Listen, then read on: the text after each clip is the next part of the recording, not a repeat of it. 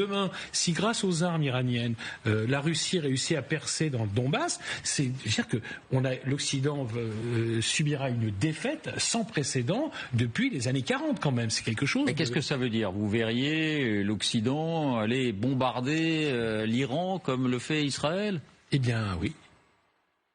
Moi, je le dis franchement, je ne comprends même pas que. Il y a eu un moment, on avait évoqué des opérations aériennes combinées entre les Américains et les Israéliens. Vous vous rappelez? C'était il y a à peu près 2 ans, 1 an ou 2 ans. On avait évoqué. C'est la guerre.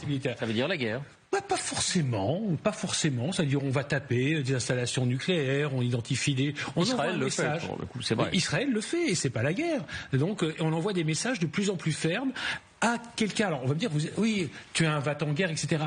Mais ce qu'il faut que les gens comprennent, c'est qu'on va à la guerre. Vous savez, c'est toujours la même chose.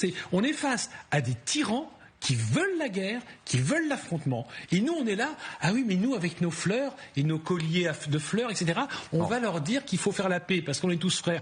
Le monde, si le monde marchait comme ça, il n'y aurait pas de guerre. On va avancer, mais sur ce point-là, j'ai envie de vous entendre, Jean-Dominique et Isabelle. On a compris que Pierre, il était pour la manière forte aussi, mais peut-être pas la même, mais pour la manière forte. Est-ce que vous pensez qu'il faut monter d'un cran dans la riposte? L'Occident, par la France toute seule. Moi, je suis assez quatromérienne.